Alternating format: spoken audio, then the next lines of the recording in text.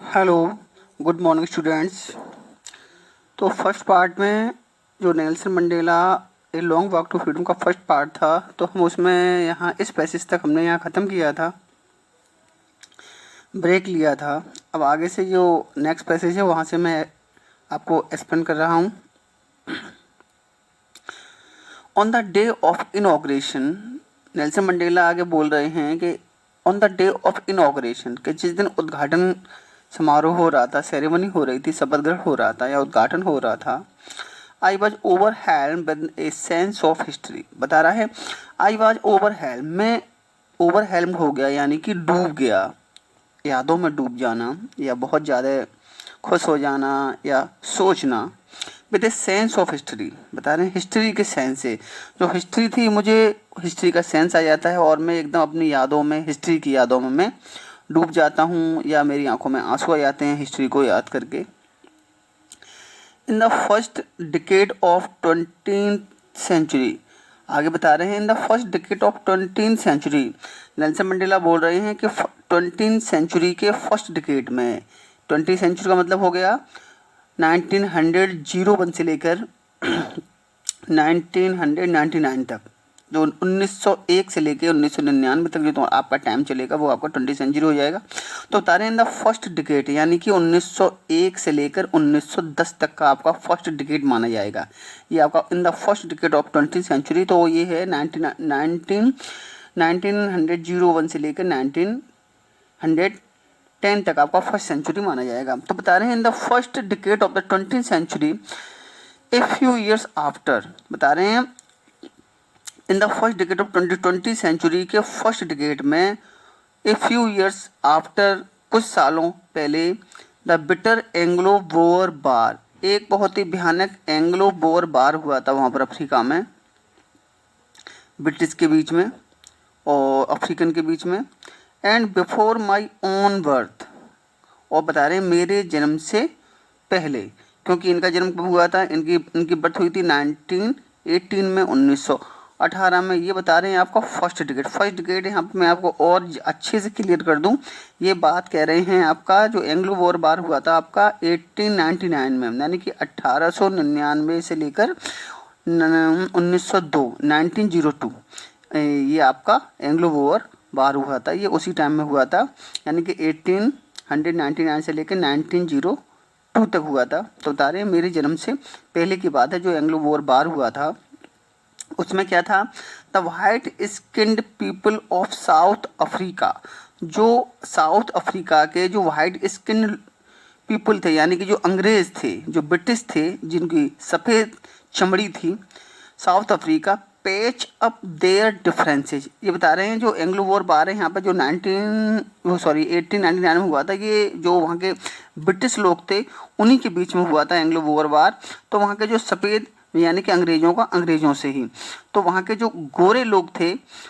या जो south Africa के गोरे लोग थे,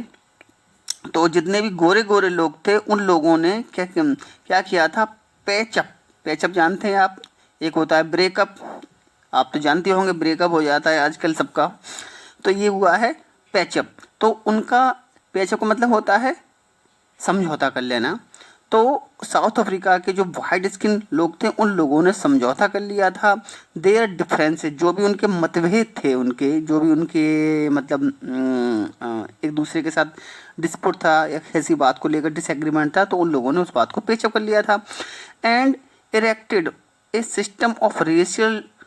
डोमिनेशन, और उन्होंने एक ऐसा सिस्टम इरेक्टेड किया था, बनाया था, एक ऐसा सिस्टम बनाया था ऑफ रेशियल डोमिनेशन, जो जाति के आधार पर था, against the dark skin people, जो डार्क स्किन के लोग थे यानी कि जो अफ्रीका के लोग थे, जो मूल निवासी थे अफ्रीका के,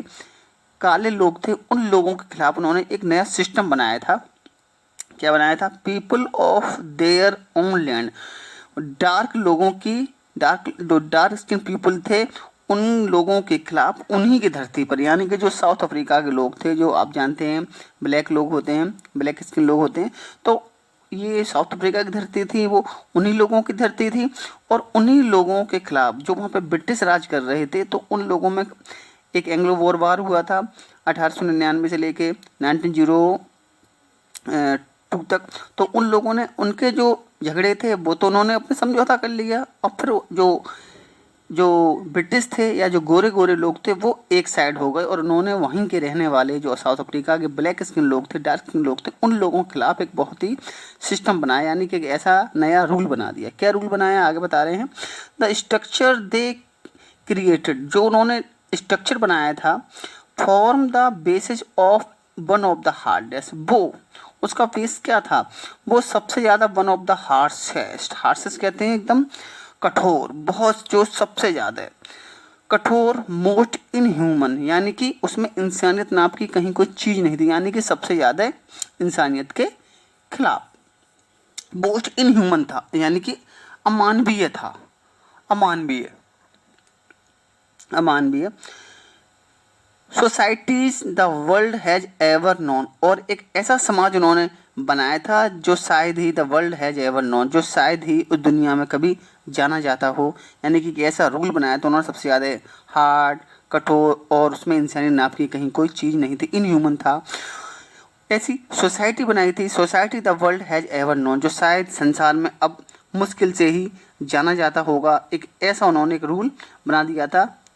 एक मतलब एक ऐसा लोगों के लिए एक ऐसी दुनिया बना दी थी उन्होंने, या एक ऐसा रूल बना दिया था, शायद वो दुनिया में सबसे ज़्यादा अब तक का सबसे ज़्यादा हार्ड कानून माना जाता है। आगे बता रहे हैं। Now in the last decade, थोड़ा सा आगे बढ़ लेते हैं, थोड़ा सा आगे बता रहे हैं, कहाँ थे हम,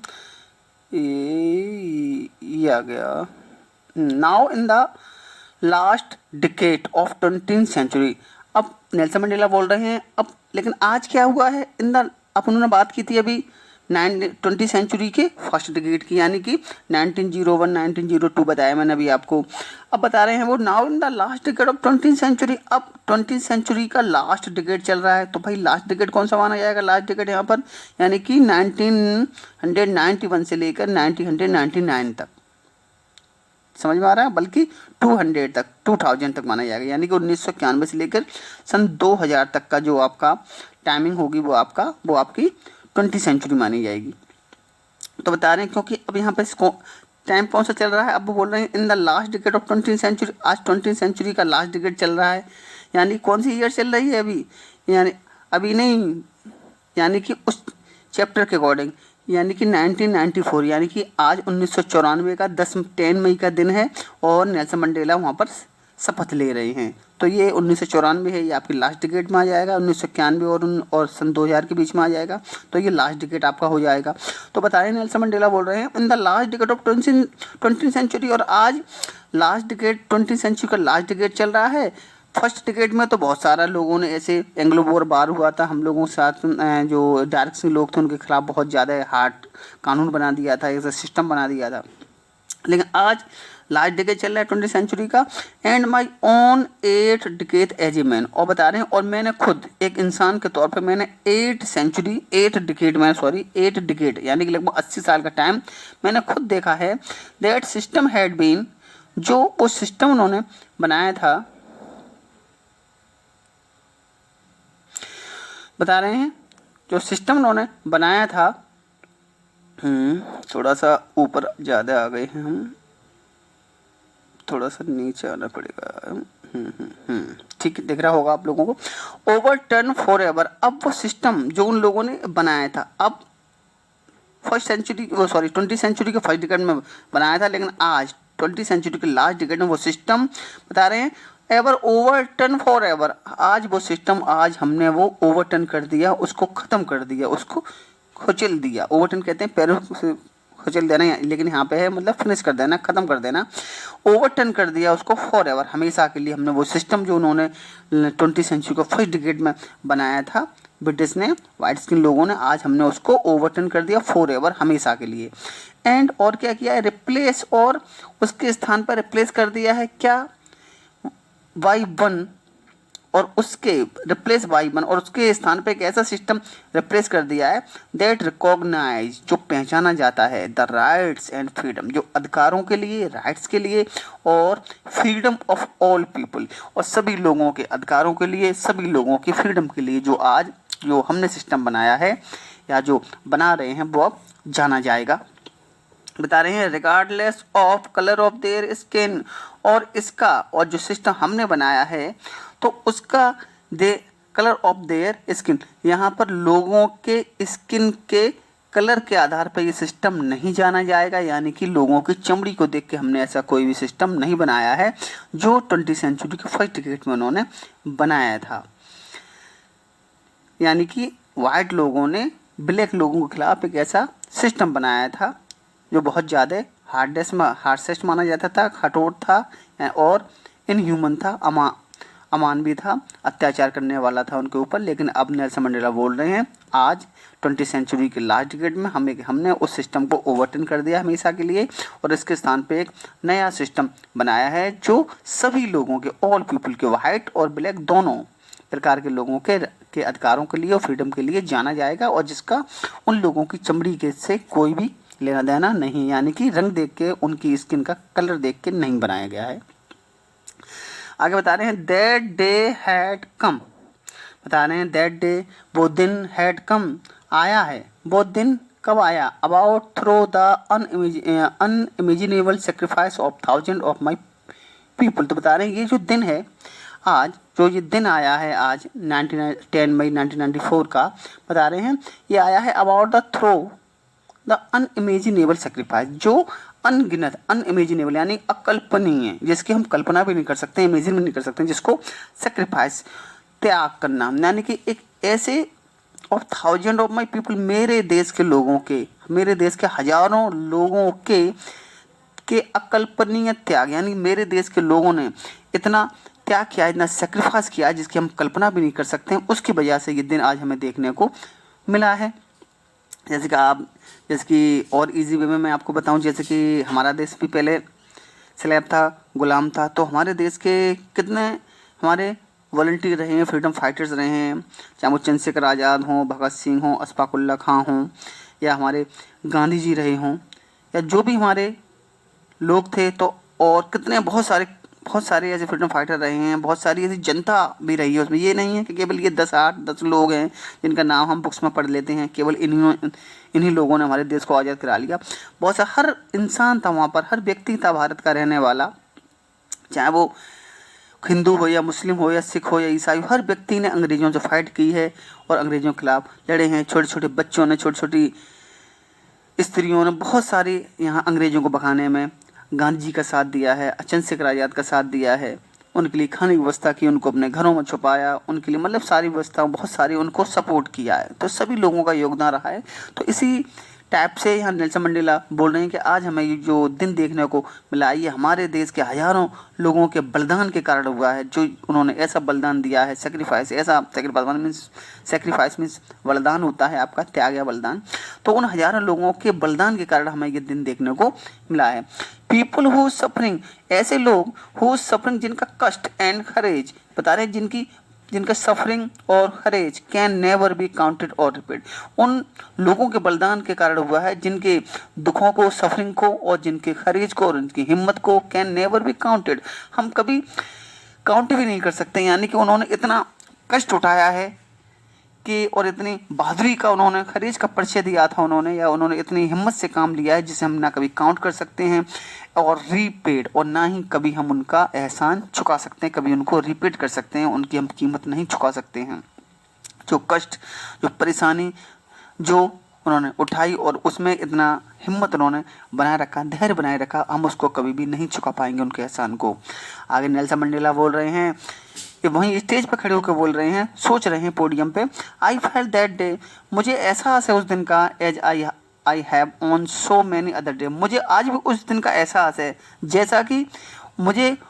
अदर डे में मुझे होता रहता है एहसास, मतलब अक्सर करके मुझे ये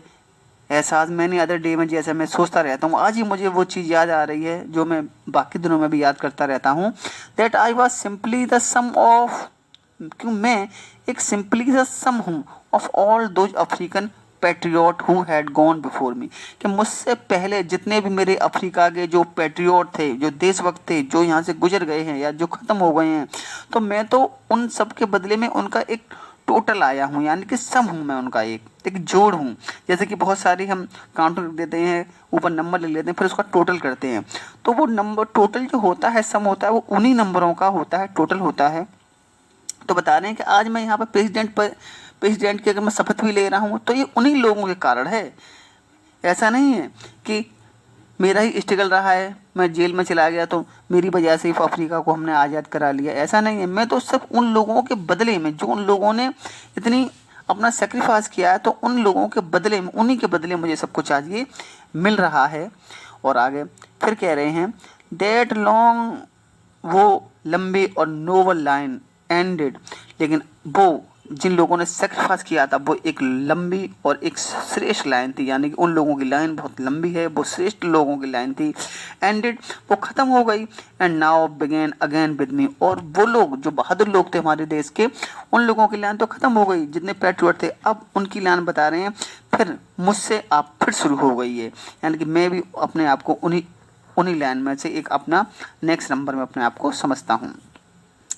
आगे बोल रहे हैं आई वाज पेंड, मुझे ये दुख हुआ है, मुझे ये दुख होता है, पेन होता है मुझे, that I was not able to thank, मुझे इस बात का बहुत ज़्यादा दुख हुआ है, हो रहा है। क्या हो रहा है? I was not able to thank them, क्या आज मैं उन लोगों को थैंक भी नहीं कर पा रहा हूँ जिन लोगों ने मेरे देश के लिए अपने सेक्रीफाइस कर दिया अपनी लाइफ को, उन लोगों को मैं एक थैंक भी नहीं बोल पाया। एंड दैट दे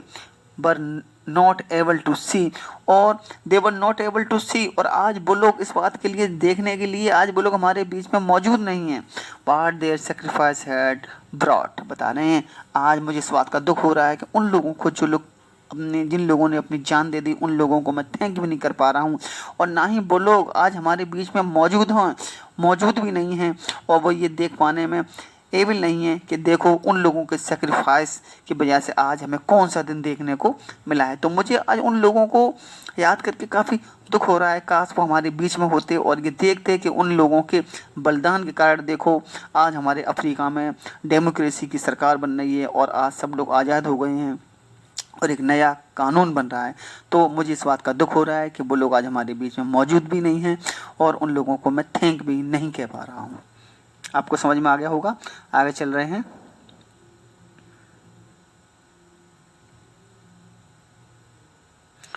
अब आगे बता रहे हैं जो आपको वहाँ सिस्टम बताया गया था, जो आपको वो ऊपर बताया गया था कि वाइट स्किन के लोगों ने क्या सिस्टम बना दिया था जो सबसे ज़्यादा हार्डेस्ट माना जाता था, उसको और थोड़ा सा यहाँ पे आगे बता रहे हैं। The policy of apartheid created a deep and lasting bound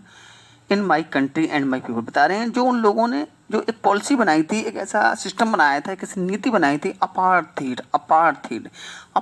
का यहाँ जो अपार्थाइड है वो एक ऐसा सिस्टम था कि जो भी रूल्स थे सारे वो वाइट स्किन के लोगों को दिए गए थे, और जो डार्क स्किन के लोग थे उनके सारे अधिकारों को, जो उनके बेसिक जो फंडामेंटल राइट थे वो सब उन लोगों के छीन लिए गए थे। तो यही पॉलिसी थी उन लोगों की, ब्रिटिश की। तो the policy of apartheid created a deep and lasting bound in my country and my people, बता रहे हैं जो अपार्थाइड की पॉलिसी थी उसने क्रिएट कर दिया है, उसने बना दिया है एक डीप, एक गहरा और लास्टिंग बाउंड, और कभी ख़त्म ना होने वाला एक घाव दे दिया है मेरे देश को और मेरे देशवासियों को, मेरे देश के लोगों को, मेरे देश की जनता को और मेरे देश को। एक जो पॉलिसी ऑफ अपार्थाइड थी उसने एक गहरा जख्म दे दिया है, घाव दे दिया है। All of us will spend many years, और आज all of us will spend many years, और हम सब लोगों को, आज हम सब लोग स्पेंड मैनी, बहुत सारे सालों को हम ऐसे ही बिता देंगे, मतलब हम all of us will spend many, हम सब बहुत सारे ईयर्स को स्पेंड कर देंगे। इफ़ नॉट जनरेशन, हालांकि बता रहे हैं हालांकि जनरेशन तो नहीं जाएंगी, जनरेशन तो नहीं ख़त्म होंगी, generation recovering from that profound hurt, जो घाव उन्होंने दिया है, जो घाव उस अपार्थाइड की पॉलिसी से हमारे देश के लोगों को और हमारे देशवासियों को मिला है, उसको ख़त्म होने में हमें बहुत सारे साल लग जाएंगे। करें इफ़ नॉट जनरेशन, लेकिन हालांकि ऐसा नहीं है कि उसमें जनरेशन की जनरेशन चली जाएं उस घाव को भरने में, ऐसा नहीं है, लेकिन बहुत सारे साल उसमें लग जाएंगे रिकवरिंग होने में, उस प्रोफाउंड हर्ट, उस जख्म से, उस गहरे घाव को रिकवर करने में बहुत सारे साल हमें लग जाएंगे। But the decades of operation, लेकिन बता रहे हैं but the decades of operation, अब बताए हैं डिकेड्स ऑफ ऑपरेशन यानी कि अत्याचार का जो डिकेट्स रहे हैं, यानी कि 10 साल, 20 साल, 30 साल,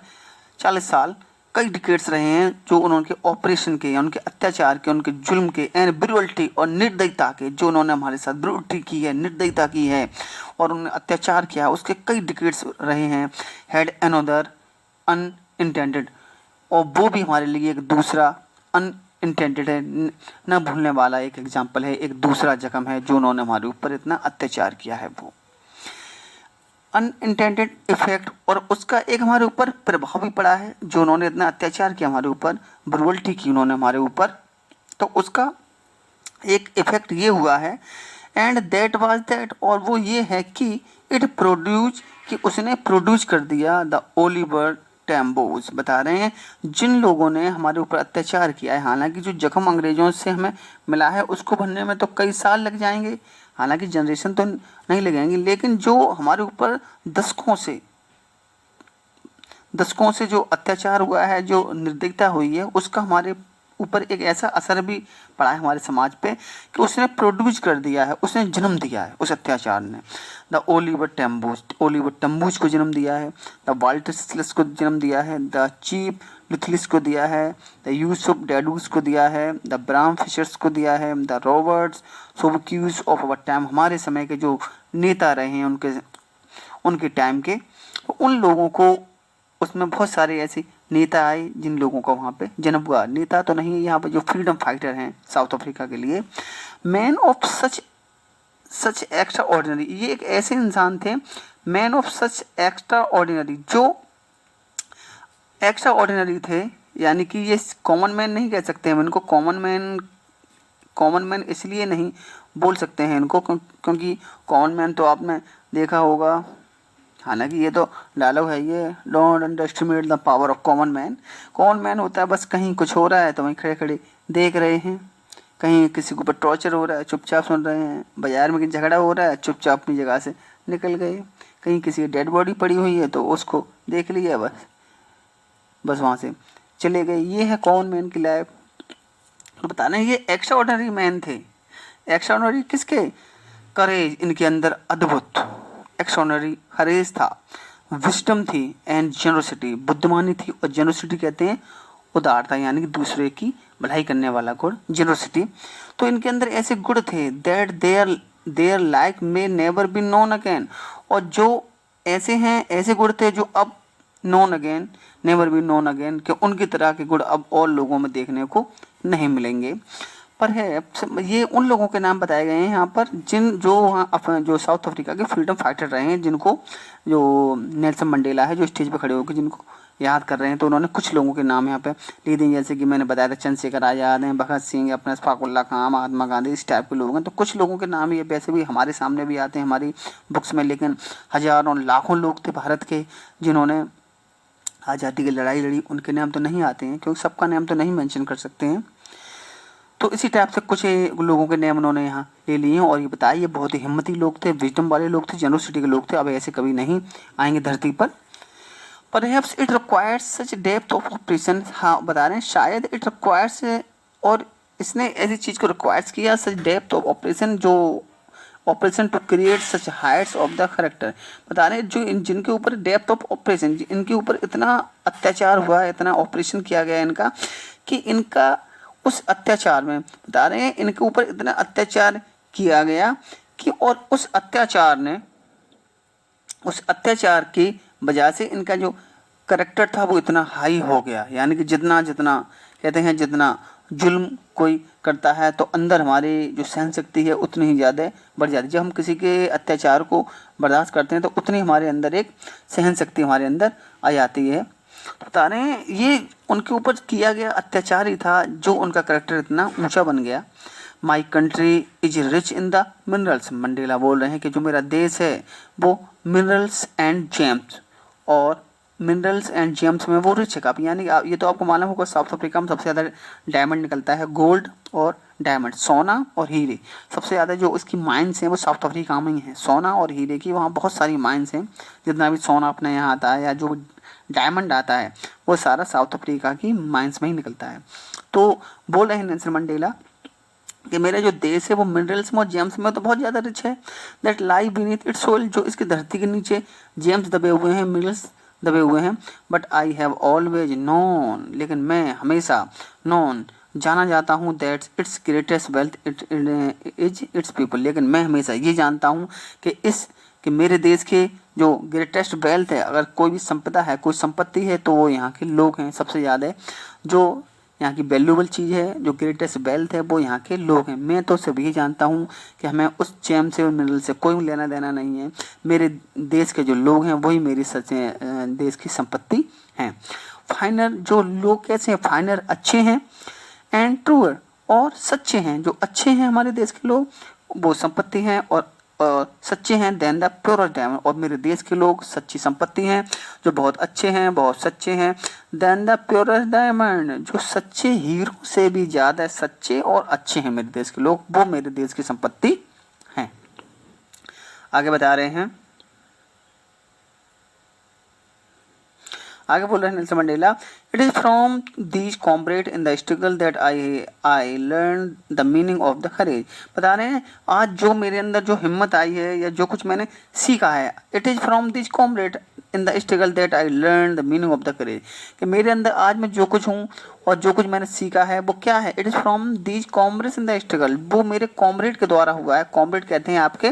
कंपेनियन, ये लिखा हुआ कॉम्रेड मीन्स होता है आपके कंपेनियन, यानी कि साथी जो आपके होते हैं। इन द स्ट्रगल, जो उन्होंने स्ट्रगल में जो भी उन्होंने, जो मेरे साथी थे और उनके ऊपर जो भी स्ट्रगल में उन्होंने अपनी हिम्मत दिखाई, तो उन्हीं लोगों से मीनिंग ऑफ करेज, मैं उनसे आज मीनिंग ऑफ करेज सीखा हूँ, यानी कि करेज की सच्ची परिभाषा में सीखा हूँ। साहस कैसे कहते हैं?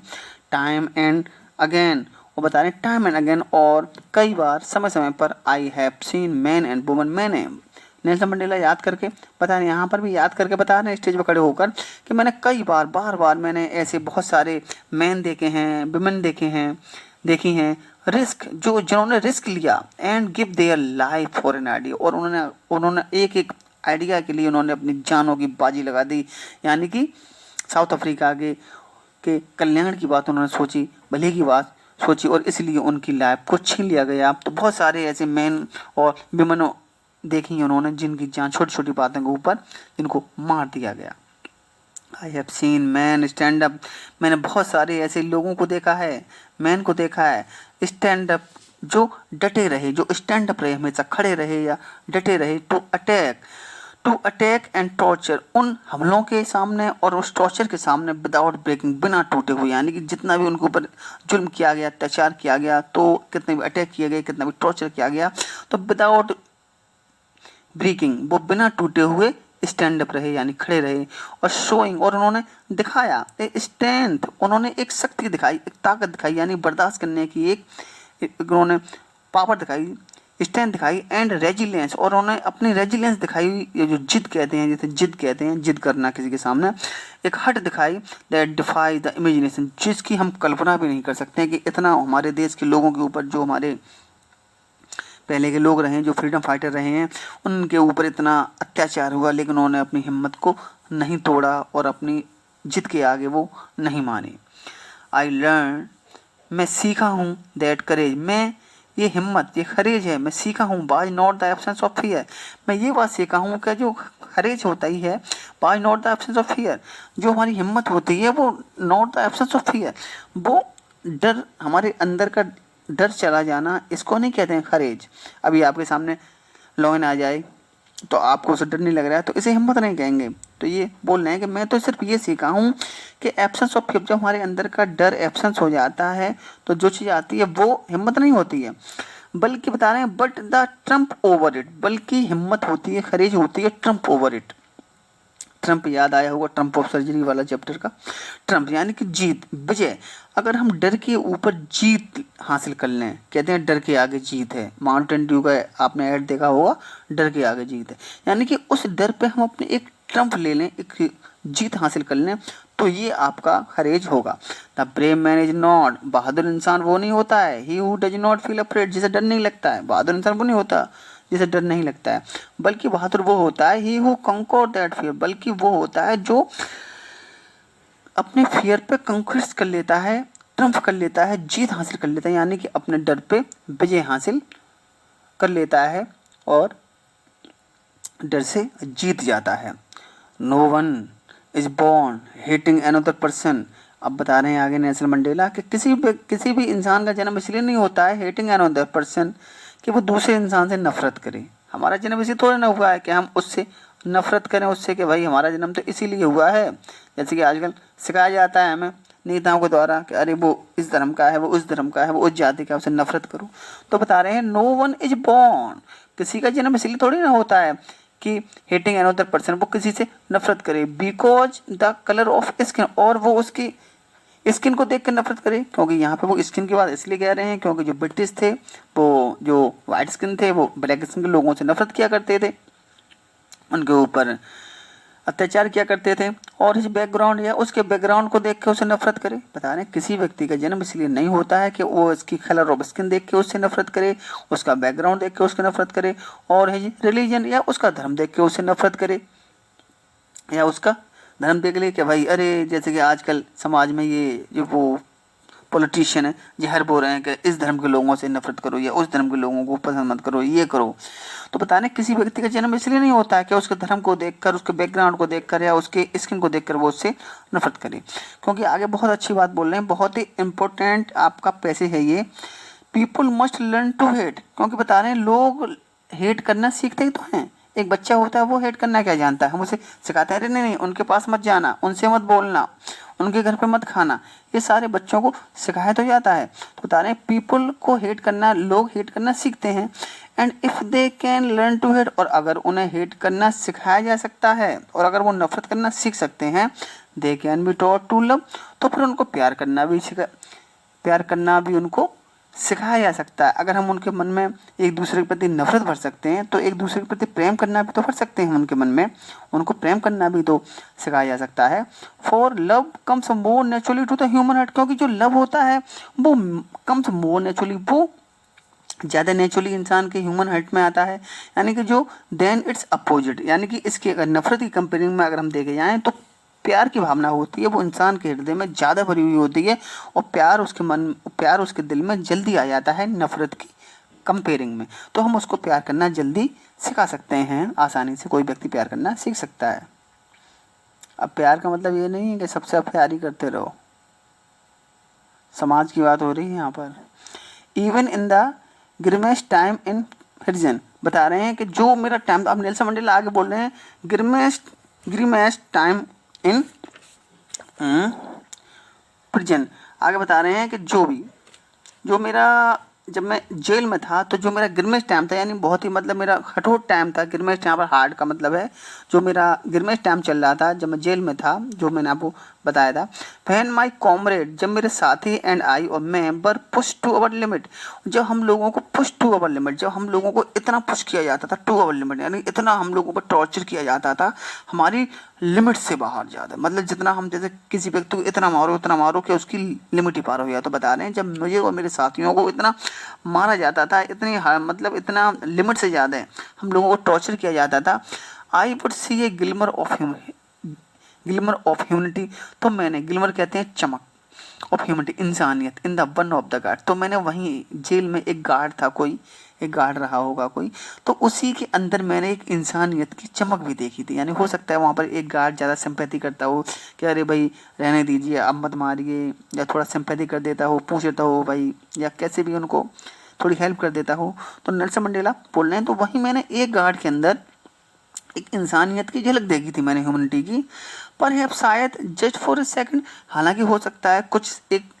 एक सेकंड के लिए उसके अंदर इंसानियत जागती हो, बोल देता हो अपने अधिकारी से अरे सर रहने दो, अब मत मारिएगा। तो बता रहे चाहे एक सेकंड के लिए, चाहे उसके अंदर शायद इंसानियत की मैंने एक झलक देखी थी,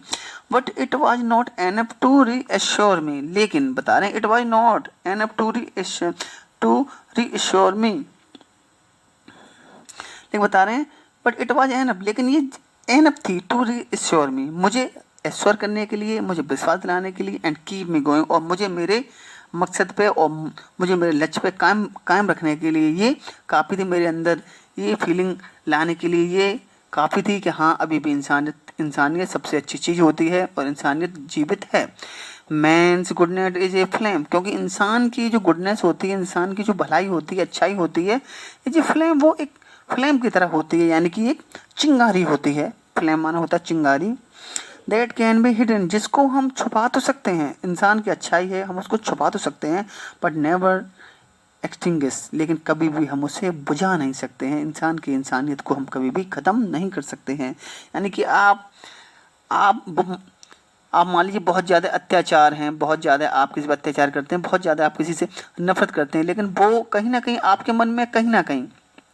जैसे कि एक जल्लाद व्यक्ति होता है, जिसको जो आप जल्लाद जानते होंगे, जो सबको फांसी पे लटकाता है, जितने भी मुजरिम वगैरह होते हैं, तो बता रहे हैं कहीं ना कहीं, लेकिन जब वो अपने घर पे जाता होगा तो अपने बच्चों से तो प्यार करता होगा वो, या कहीं ना कहीं उसके मन में कहीं ना कहीं एक फीलिंग तो आती होगी, अरे भाई थोड़ा सा सही से करें। या एक डॉक्टर होता है, वो जब कुछ करता है तो ये सोच करता है भाई हमारे पेशेंट लोग को कोई तकलीफ ना हो। ज़्यादा इंसानियत तो फिर अपने पेरेंट्स के अंदर होती है, बच्चे कहीं चोट लग जाए तो डॉक्टर से कहते हैं डॉक्टर साहब सुई सही से लगाना, ये करना, बच्चा ये हो रहा। तो बता रहे हैं मैंने एक गार्ड के अंदर वहाँ पर एक ऐसी इंसानियत की झलक देखी थी मैंने वहाँ, थोड़े समय के लिए आती हो, जो मुझे ये रिस्टोर करने के लिए, मुझे ये विश्वास दिलाने के लिए एनफ थी, काफ़ी थी कि वास्तव में इंसान के अंदर अच्छाई होती है, और ये एक फ्लेम की तरह होती है, एक ऐसी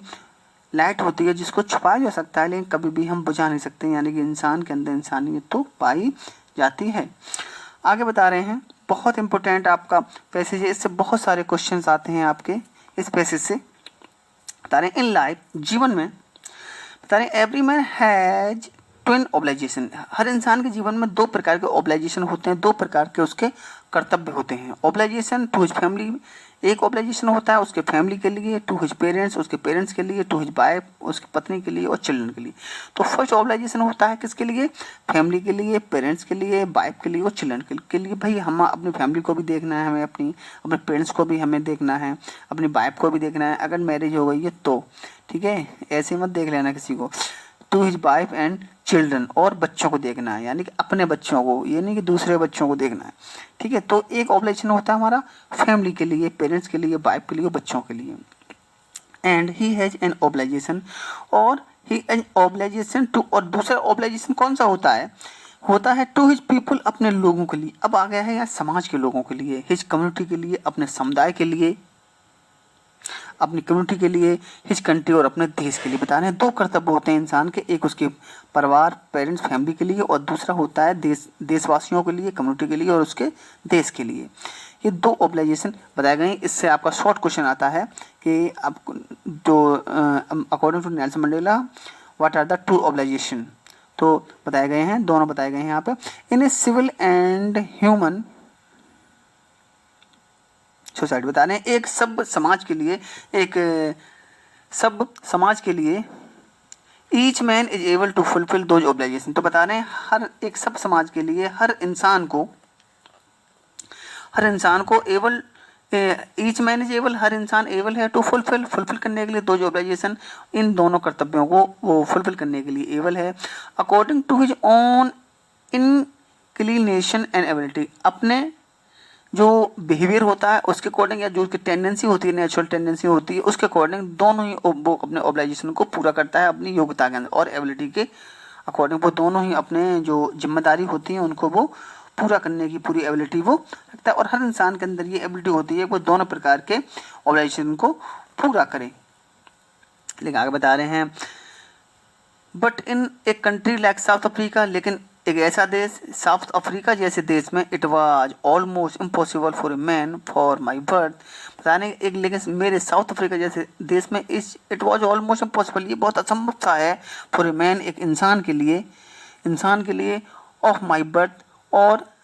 of man of my birth, जिसका जो मैं, या ए man of birth my birth, जो जिसको मैं अपने जन्म से जानता हूँ, and colour to fulfil,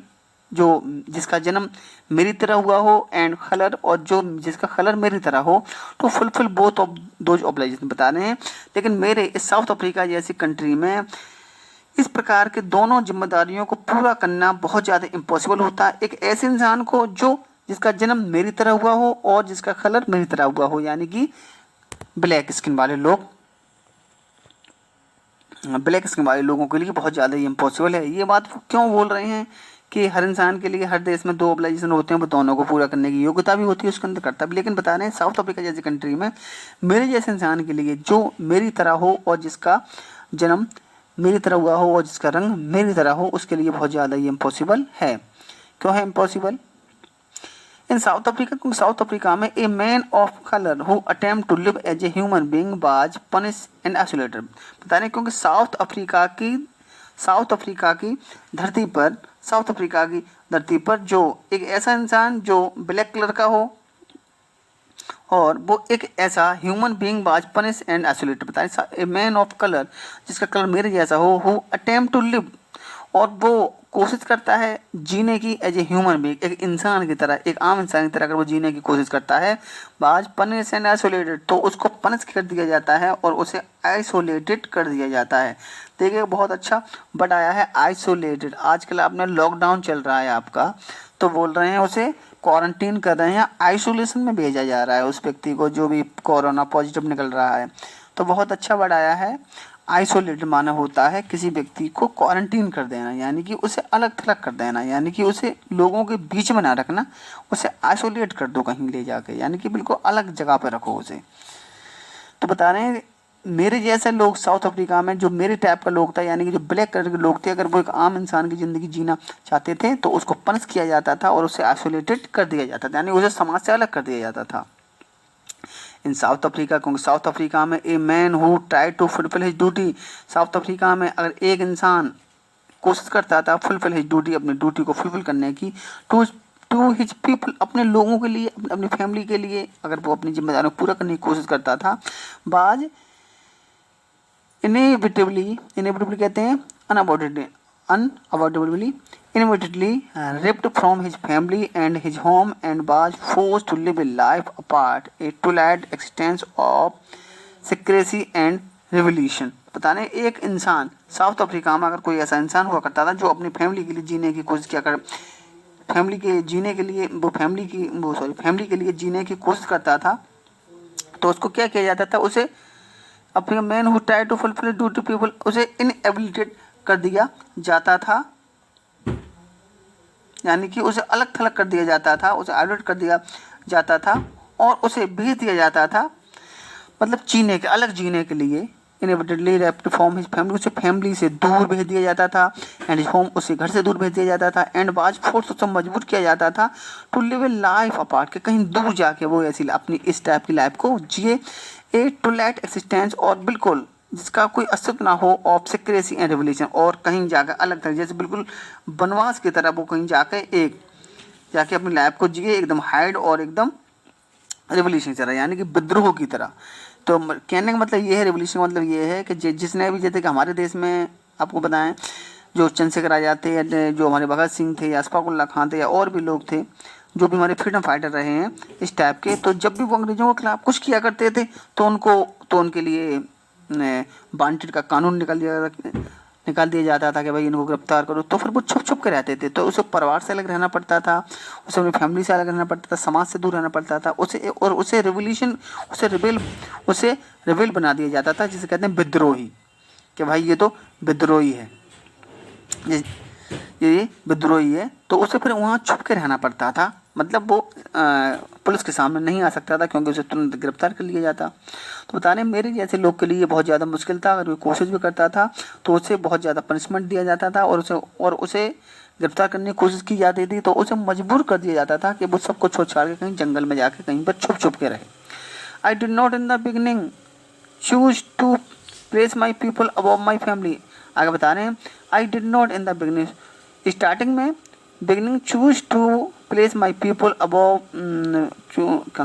choose to place my people above my family, but in the attempting to serve my people. बता रहे हैं शुरू के दिन में तो क्या हुआ था कि मैंने अपने लोगों को अपने परिवार से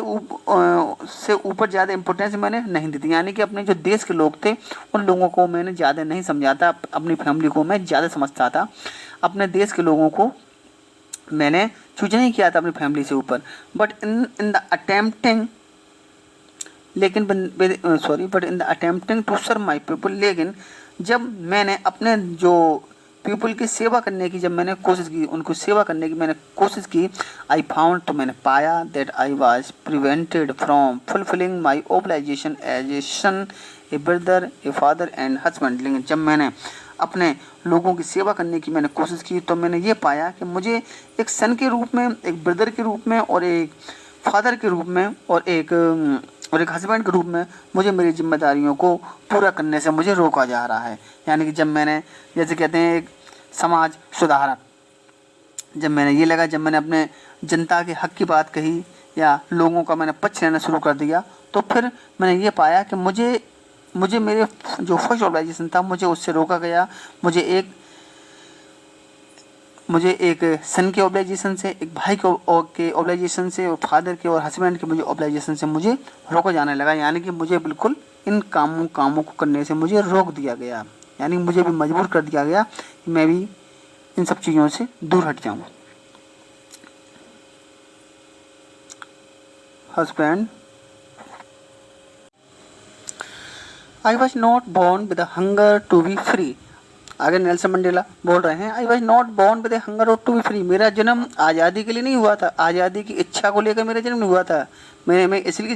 इसलिए धरती पर नहीं आया था कि मैं आज़ाद हो जाऊंगा या मैं आज़ादी को पाने के लिए मेरा जन्म नहीं हुआ था। आई वॉज बॉर्न फ्री, क्योंकि मेरा जन्म तो आज़ाद ही हुआ था, मैं तो जन्म से ही आज़ाद था। Free in every way that I could know, बता रहे हैं मैं हर तरीके से फ्री था, एवरी वे से, दैट आई कुड नो, जो मैं जानता था। मतलब मैं कभी ये नहीं समझा जब मैं छोटा था कि मैं गुलाम हूँ, मैं आज़ाद नहीं हूँ, या मेरा जन्म इसलिए थोड़ी ना हुआ था कि मैं आज़ादी लेकर रहूँगा। मैं तो आज़ादी जन्म हुआ था, मेरा जन्म तो आज़ादी में ही हुआ था। अब आज़ादी कौन सी आज़ादी, और बता रहे हैं कि और मैं तो हर तरीके से आज़ाद भी था जितना मैं जानता था। Free to run in the field near my mother's hut, अपनी माँ की झोपड़ी या कुटिया के पास खेतों में दौड़ने के लिए मैं फ्री था। ऐसा नहीं था कि मैं अपने आप को छोटेपन पे गुलाम समझता हूँ कि मैं फ्री नहीं हूँ, क्योंकि मैं तो अपने घर के पास, अपनी माँ के घर के पास, माँ की कुटिया के पास जो खेत थे उसमें दौड़ने के लिए आज़ाद था, कोई रोक टोक नहीं थी, कहीं भी दौड़िए। Free to swim in the clear stream that run through my village, मेरे विलेज के पास एक स्ट्रीम है, यहाँ पर रिवर, एक नदी जो बहती थी, उसमें स्विमिंग करने के लिए मैं फ्री था। मेरे घर के पास जो नदी बहती थी उसमें मैं स्विमिंग करने के लिए फ्री था। जब भी मन हुआ करता था स्विमिंग कर लिया करता था। Free to roast mealies under the stars, और आज़ाद था मैं रोस्ट मिलीज, यहाँ मतलब है खाना खाना, under the stars and stars, और बता रहे हैं खुले आसमान के नीचे, स्टार्स के नीचे बैठ के खाना खाने के लिए मैं बिल्कुल आज़ाद था। एंड राइड द ब्रॉड, और सवारी करने के लिए आया था, द ब्रॉड बैक कहते हैं पीठ, ऑफ स्लो मूविंग बुल, जो धीरे धीरे उसके बुल चलते थे, बुल थे उनके पास, पहले खेती करने के लिए पहले बुल रहे होंगे, तो उसकी चौड़ी पीठ थी, उस पर बैठ के सवारी करने के लिए मैं आया था। यानी कि वो बैल की पीठ पर बैठ के आराम से घूम सकता था, बता रहे मैं तो आज़ाद था। As long as I obeyed my father, जब तक आई ओबेड माई फादर, जब तक मैंने अपने फादर को ओबे किया, एंड अवॉइड माई कस्टम और ऑफ माई ट्राइब, और अपनी ट्राइब की, अपने जाति के जो भी कस्टम थे, रीति रिवाजों को मैंने जब तक माना, अपने फादर की बात को मैंने जब तक माना, तब तक मैं आज़ाद था। I was not trouble by the laws of man और गॉड, मुझे कोई भी कष्ट नहीं मिला इंसानी कानून के द्वारा या भगवान के कानून के द्वारा, मुझे कोई भी कष्ट नहीं मिला। इंसानी कानून मतलब वो जो इंसान बनाते हैं, जो कॉन्स्टिट्यूशन में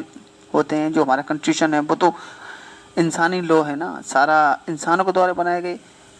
कानून। भगवान ने तो ऐसा कोई कानून नहीं बनाया है कि नहीं कोई ये ना करे, कोई उस कंट्री में बिना पासपोर्ट के ना जाए, कोई ऐसा ना करे। तो ये तो सारे लॉ ऑफ मैन है। तो बता रहे लॉ ऑफ मैन के द्वारा और गॉड के द्वारा मुझे ऐसे किसी कानून से मुझे कोई परेशानी नहीं हुई। आगे बता रहे हैं, it was only when I began to learn, ये तो तब शुरू हुआ, when I began to learn, जब मैंने ये सीख लिया, that my boyhood freedom was an illusion, ये तो बात तब मेरे मन में, आज़ादी की बात तो मेरे मन में तब आई जब मुझे ये मैंने जाना कि जो मेरा बॉयहुडनेस है, मेरा लड़कपन की जो आज़ादी है वो एक इल्यूजन है, वो तो एक धोखा है भाई। अभी तो मैं लड़का बन के घूम फिर रहा था, ये तो धोखा है। मैंने discovered as a young man, जब मैं एक यंग मैन बन गया, that my freedom had already been taken from me. तो मेरी जो आज़ादी थी वो मुझ जब मैं एक यंग मैन हो गया तब मैंने डिस्कवर किया, मैं ये जान गया कि भाई मेरी आज़ादी तो पहले ही छीनी जा चुकी है, हम तो पहले ही गुलाम हैं, हम अपनी मर्जी से कुछ नहीं कर सकते हैं। Then I began to hunger for, तब मेरे मन में ये आज़ादी के लिए मेरे मन में हंगर आई, नेस एक भूख पैदा हुई और आज़ादी को पाने की मेरे अंदर एक छटपटाहट शुरू हो गई। एट फर्स्ट, सबसे पहले एज ए स्टूडेंट, जब मैं एक स्टूडेंट था, I wanted to freedom only myself. तो बता रहे हैं जब एक स्टूडेंट की लाइफ थी तो आई वांटेड फ्रीडम, मैं आज़ादी चाहता था ओनली फॉर माई सेल्फ, केवल अपने लिए। द ट्रांजिस्टरी फ्रीडम, वो आज़ादी of being able to stay out at night, कि मैं रात को कहीं पर भी रुक सकता हूँ। एज ए स्टूडेंट है, किसी घर पर चले गए भाई या कहीं रुक गए, तो मैं वो आज़ादी चाहता था। Read what I please and go where I choose, और मैं वो चीज़ पढ़ने की आज़ादी चाहता था। वाट आई प्लीज, जो सब्जेक्ट मुझे अच्छा लगता है, मैं वो उस सब्जेक्ट को पढ़ने की आज़ादी चाहता था, जो भी सब्जेक्ट है, जो भी चीज़ है। And go where I choose, और जहाँ मेरा मन है वहाँ जाने की आज़ादी चाहता था मैं। मतलब एज ए स्टूडेंट मैं अपने लिए ये आज़ादी चाहता था कि जो मेरा मन हो, जिस सब्जेक्ट को मैं चूज़ करूँ मैं वो पढूँ, रात को कहीं जाना चाहूँ जा सकता हूँ, या कहीं रुकना चाहूँ रुक सकता हूँ। तो इस टाइप की मुझे आज़ादी चाहिए थी। जैसे कि आप लोग हैं, आपको मन होता है सर मैथ लेंगे, भाई आप मैथ लीजिए। अगर आप पे ये बाउंडेशन लगा दिया कि नहीं, कि इस जाति के लोग मैथ नहीं पढ़ेंगे अभी, या इस जाति के लोग साइंस नहीं पढ़ेंगे, तो कैसा फील होगा? तो उस जाति के लोगों को ये तो फील होगा ना कि सर ये क्या रूल है भाई, कि इस जाति के लोग ये सब्जेक्ट नहीं पढ़ सकते, या इस जाति के लोग हैं तो इनका लंच नहीं होगा। तो इस टाइप की तो बता रहे हैं। तो पहले इस टाइप के रूल थे पहले वहाँ पर साउथ अफ्रीका में। तो आ रहे एज ए स्टूडेंट मैं इन सब चीज़ों की आज़ादी में चाहता था। आगे बता रहे हैं लेटर, बाद में एज ए यंग मैन, जब मैं एक यंग मैन हो जाता हूँ इन जोहान्सबर्ग में, जब मैं एक यंग मैन बन के जोहान्सबर्ग में जाता हूँ यूनिवर्सिटी वगैरह में, I an for the basic and honourable freedom. तो मेरे मन में एक एंड हुआ, मेरे मन में एक भूख पैदा हुई, एक बेसिक और ऑनरेबल फ्रीडम, एक जो आधारभूत होती है और सम्मानजनक जो आज़ादी होती है, ऑफ अचीविंग माई पोटेंशियल, मेरी जो क्षमता थी, जो मेरा टैलेंट था, उसको हासिल करने की मेरे मन में एक मैं ऐसी आज़ादी चाहता था जो बहुत सम्मानजनक हो, या जो भी मेरे अंदर जो गुण है, क्वालिटी है, वो उससे मैं जो भी हासिल करना चाहूँ मैं कर सकूँ। ऑफ अर्निंग माई कीप, और मैं अपनी लाइफ, और अब मैं मतलब अर्निंग माई कीप, अपनी फैमिली चलाने के लिए, या जो भी काम न जॉब करना चाहूँ वो जॉब कर सकूँ। और ऑफ मैरिंग, शादी करने की इच्छा है मेरी, तो मैं शादी कर सकूं। एंड हैविंग ए फैमिली, और मैं अपनी फैमिली बना सकूं। The freedom not to be obstructed in a lawful life, और एक ऐसी आज़ादी मैं चाहता था जो मेरी लाइफ में इन लॉफुल लाइफ, जो मेरी लाइफ में कभी भी बाधा ना बने, ऑब्स्ट्रक्शन ना बने, ऑब्स्टिकल ना बने, एक ऐसा रोड़ा कोई मेरी लाइफ में ना बने। मैं ये आज़ादी चाहता था जब मैं स्टूडेंट था, यंग मैन था जोहान्सबर्ग में तब। आगे बता रहे हैं but when I slowly saw that not only was I not free, लेकिन धीरे धीरे मैंने ये देखा कि that not only was I not free, कि ऐसा नहीं था मैं ही आज़ाद नहीं था, but my brother and sister were not free, बल्कि मैंने ये जाना कि केवल मैं ही गुलाम नहीं हूँ, मेरी आज़ादी नहीं छीनी है, बल्कि मेरे भाई बहनों सबकी आज़ादी छीनी हुई है। भाई बहनों का मतलब है उसके यहाँ पे उसके जाति के लोग, जाति का मतलब ब्लैक लोग, जाति ये नहीं है ये गुप्ता और ये यादव ये वाली जाति नहीं है, वहाँ पर ब्लैक लोगों का मतलब है। I was not, but my brothers and sisters were not free. I saw that it was not just my freedom. और I saw, मैंने देखा that it was not just my freedom, that was curtailed. और मैंने देखा कि सिर्फ मेरी आज़ादी की बात नहीं है, that was curtailed, जिसको रोका गया है, जिसको ऐसा नहीं जिस पर रेस्ट्रिक्शंस लगाए गए हैं, जिस पर बैन किया गया है। मेरी आज़ादी की बात नहीं है, सिर्फ मेरी आज़ादी पर बैन नहीं लगाया गया है, but the freedom of everyone, बल्कि हर किसी की आज़ादी पर बैन लगाया गया है। Who looked like I did, जो मेरी तरह दिखता है या मेरी तरह जो भी काम करता है, उन सब की आज़ादी को छीन लिया गया है। That is when I join, और ये वही समय था जब मैंने ज्वाइन कर लिया अफ्रीकन नेशनल कांग्रेस। फिर मैंने अफ्रीकन नेशनल कांग्रेस था वो मैंने ज्वाइन कर ली। And that is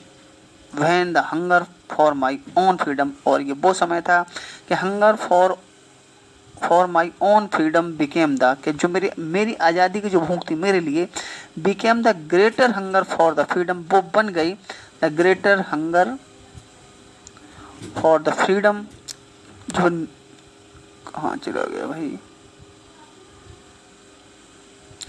freedom of my people. तो जो फिर मैं जो आज़ादी फिर मैं अपने लिए चाहता था कि मैं आज़ाद हो जाऊं, फिर वो मेरी पीपल की आज़ादी के लिए मेरी भूख थी, मेरा सपना था, वो सब लोगों को आज़ाद कराने के लिए मेरा सपना बन जाता है। It was this desire for the freedom of my people, और ये वो इच्छा थी for the freedom of my people, मेरे लोगों की आज़ादी के लिए मेरी ये इच्छा थी to live their life with dignity. और मैं वो आज़ादी चाहता था कि to live their life with dignity, कि मेरे लोग हैं वो डिग्निटी के साथ, गर्व के साथ जिए, एंड सेल्फ रेस्पेक्ट के साथ जिए। दैट एनिमेटेड माई लाइफ, और जिसने मेरे जीवन को पूरा एनिमेट कर दिया था, मेरे जीवन को एक नया रूप दे दिया था। और that transform A frightened young man, और जो बता रहे हैं कि जब मेरे मन में ये विचार आ जाता है कि मेरे सभी लोगों को आज़ादी मिले, तो बता रहे हैं दैट ट्रांसफॉर्म, जिसने ट्रांसफॉर्म कर दिया, जिसने बदल दिया ए फ्राइटेंड यंग मैन। मैं काफ़ी पहले डरा डरा लड़का रहता था मैं, तो बता रहे हैं जिसने, और मेरे मन में जो ये विचार आया था आज़ादी का पूरे लोगों को, तो उसने बदल दिया था एक डरे हुए यंग मैन को इनटू ए बोल्ड मैन, एक कमज़ोर, एक डरपोक लड़के को एक बहादुर लड़के में, इंसान में बदल दिया था। That drop a law avoiding attorney, और जिसने ड्रॉप कर लिया था ए लॉ अवॉइडिंग अटॉर्नी, एक कानून का पालन करने वाले इंसान को, टू बिकम ए क्रिमिनल, और एक कानून का पालन करने वाले इंसान को जिसने एक अपराधी बना दिया था, इस फीलिंग ने कि सबको मुझे आज़ाद कराना है। जैसे कि भगत सिंह हैं, अभी भी इंग्लैंड गवर्नमेंट में आपके आतंकवादी माने जाते हैं, हमारे देश में तो वो क्रांतिकारी माने जाते हैं, लेकिन अभी भी ब्रिटिश की संसद में, इंग्लैंड में आज भी वो आतंकवादी ही घोषित हैं। आपके भगत सिंह अभी भी उन्हें आतंकवादी ही वहाँ की लिस्ट में है, वहाँ की वो हमारी ब्रिटेन में, इंग्लैंड में अभी भी उनको आतंकवादी में नाम है उनका। हमारे देश के लिए वो कौन है? क्रांतिकारी, क्योंकि उन्होंने हमारे लिए काम किया, तो उनके लिए वो आतंकवादी थे क्योंकि उन्होंने आतंक फैलाया। तो बता रहे हैं, तो इसी प्रकार से एक कानून का पालन करने वाले इंसान को एक अपराधी बना दिया। That turn a family loving, और जिसने बदल दिया था a family loving husband into a man without A home, और एक अपनी फैमिली से प्यार करने वाले इंसान को एक ऐसा इंसान बना दिया गया था विदाउट ए होम, जिसका कोई घर ही नहीं था, यानी कि अब वो घर पे रहना उन्होंने बंद कर दिया था। वही बाहर जाके भाई आप अपराधी बन जाएंगे तो बाहर ही रहना पड़ेगा आपको। That force A life loving man, और जिसने मजबूर कर दिया था एक लाइफ लविंग मैन को, एक जीवन से प्यार करने वाले इंसान को, to live like a monk, एक साधु की तरह जीने पर मजबूर कर दिया था, यानी अपनी पूरी फैमिली को छोड़ छाड़ कर पूरे एक साधु की तरह, सन्यासी की तरह कहीं जीवन भटक भटक के जंगलों में बिताएं। देखा होगा आपने, हमारे देश के क्रांतिकारी भी थे, वो भी जंगलों में छुप छुप कर रहते थे अंग्रेजों से बचने के लिए। I am no more virtuous, बता रहे हैं आगे नेल्सन मंडेला बहुत अच्छी बात कह रहे हैं। I am no more virtuous or self sacrificing that the next man, हालांकि वो कह रहे हैं कि मैं, मेरी भीड़ में मेरे साथ जो भी लोग थे, मैं उनसे ज़्यादा गुड़ी नहीं था। ऐसा नहीं था कि मैं ही सबसे ज़्यादा गुणवान हूँ, मेरे अंदर बहुत सारी क्वालिटीज़ हों, वर्च्यूज़ हों, या सेल्फ सेक्रीफाइस, और मैंने ही सबसे ज़्यादा वहाँ पर बलिदान किया हो। मैं तो नेक्स्ट मैन था, मुझसे ज़्यादा और भी बड़े बड़े ऐसे ऐसे इंसान थे जिनमें बहुत सारे गुण भरे हुए थे और बहुत ज़्यादा बलिदानी लोग थे, मैं तो उनमें नेक्स्ट था।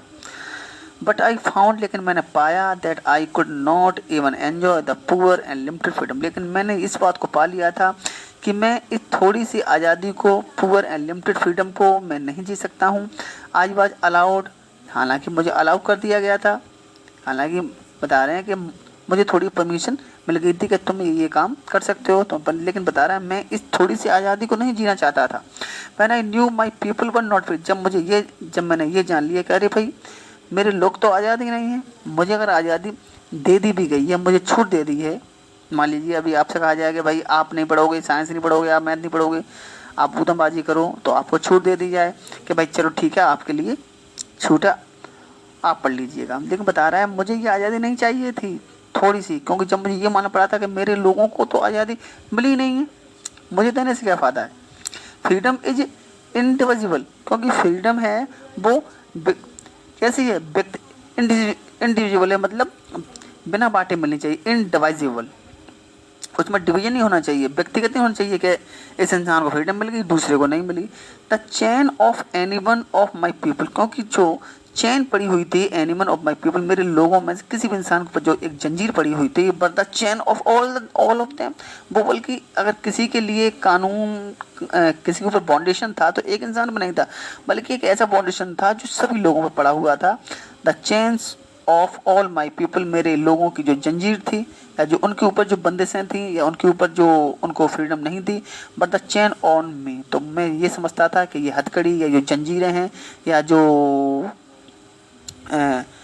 फ्रीडम जो मेरे लोगों को नहीं मिली है, तो इसका मतलब ये है ये मुझे भी नहीं मिली है, यानी कि जो बाउंडेशन उनके ऊपर लगे हुए थे, तो मेरा मानना ये था ये बाउंडेशन मेरे ऊपर लगे हुए हैं, क्योंकि ये सारे मेरे जैसे लोग हैं और मेरी जाति के लोग हैं, ब्लैक लोग हैं। I knew that the oppressor, बहुत इंपॉर्टेंट और लास्ट पैसेज आपका चैप्टर का आ रहा है, इससे बहुत सारे क्वेश्चन आते हैं, पूरे चैप्टर का ये पूरा रिजल्ट है या बहुत अच्छी बात कही गई है इस पैसेज में, बहुत इंपॉर्टेंट आपका ये आपका पैसेज है। आई न्यू, मैं ये जानता था that the oppressor must be liberate just as surely as the oppressor, कि मैं ये जानता था कि जो ऑपरेसर होता है और मस्ट बी लिबरेट, जो ऑपरेसर का मतलब होता है जो किसी को गुलाम बना लेता है, किसी को गुलाम बना लेता है, जैसे कि बॉस हो किसी का, तो ऑपरेसर मस्ट बी लिबरेट, उस ऑपरेसर को भी आज़ादी चाहिए, just as the surely as the oppressor, जिस प्रकार से कोई ऑपरेसर है, कोई बॉस है, उसने अपने गुलाम को आज़ाद कर दिया है, तो इसी प्रकार से उस बॉस को भी, उस ऑपरेसर को भी आज़ादी मिलनी चाहिए। अब आप कहेंगे साहब उसे कैसे आज़ादी मिलनी चाहिए, जिसको इंसान को गुलाम बनाया तो भाई उसे तो आज़ाद करेंगे, जो बॉस है उसे किससे आज़ादी चाहिए, वो तो आज़ादी है नहीं। बहुत अच्छी बात कह रहे हैं चैप्टर में, a man who takes away another man freedom, क्योंकि एक ऐसा इंसान जो दूसरे इंसान की आज़ादी को छीन लेता है, is a prisoner of hater, वो गुलाम होता है, वो कैदी होता है नफरत का। जो इंसान दूसरे को गुलाम बनाता है वो भी तो गुलाम होता है, किसका, नफरत का, उसके मन में तो नफरत भरी होती है ना, उसके मन में नफरत होती है कि हम दूसरे को गुलाम बना लें, ये काला लोग हैं, हम बहुत सुपीरियर हैं, हम बहुत अच्छे हैं, हम बहुत पैसे वाले हैं, तो वो क्या है, वो नफरत का गुलाम है। अगर हम किसी को मारते भी हैं, किसी को किल करते हैं, दूसरे जाति के लोग हैं, इंसान को, दूसरे धर्म के लोगों को, तो क्यों करते हैं, क्योंकि हमारे मन में नफरत भरी हुई है और हम उस नफरत के गुलाम हो गए हैं, क्योंकि हम नफरत है वो हमको हैंडल कर रही है, वो नफरत हमको इंसान नहीं बनाए, हमें हमारी अंदर की इंसानियत को छीन रही है वो नफरत, तो हम इंसान नहीं है फिर अंदर से, वो नफरत हमारे ऊपर राज कर रही है। तो बता रहे हैं freedom is prisoner of hater, वो भी तो गुलाम होता है उस नफरत का, he is locked behind the bars, और वो इंसान भी जो किसी पर अत्याचार करता है, किसी को गुलाम बनाता है, वो लॉक होता है, बंद होता है, बिहाइंड द बार्स कहते हैं सलाखें, जो जेल में जो रॉड होती है, देखा होगा, सलाखें ऑफ प्रिजुडाइस, वो किसका, प्रिजुडाइस का, यानी कि पक्षपात का, एंड नैरो माइंडेडनेस, और उसकी संकीर्ण जो नैरो माइंडेडनेस होती है, उसकी जो तुच्छ सोच होती है, जो उसकी माइंडनेस होता है, उसकी जो छोटी सी मानसिकता होती है, या कहते हैं जो सोच, कहते हैं तुम्हारी बहुत ही घटिया सोच है, जो उसकी घटिया सोच होती है, और एक दूसरे के साथ जो प्रिजुडाइज करता है, पक्षपात करता है, भेदभाव करता है एक दूसरे के साथ, धर्म के नाम पे, जाति के नाम पे, तो वो भी तो इस नफरत की दीवारों की सलाखों के अंदर बंद होता है, उसके मन में तो ये इन चीज़ों को गुलाम होता है वो। आई एम नॉट ट्रूली फ्री, तो बता रहे हैं Nelson Mandela, I am not truly free, मैं सचमुच आज़ाद नहीं हूँ, if I am taking away someone else freedom, मैं तब तक आज़ाद नहीं हूँ तब तक जब अगर मैं किसी दूसरे की आज़ादी को छीन रहा हूँ, तो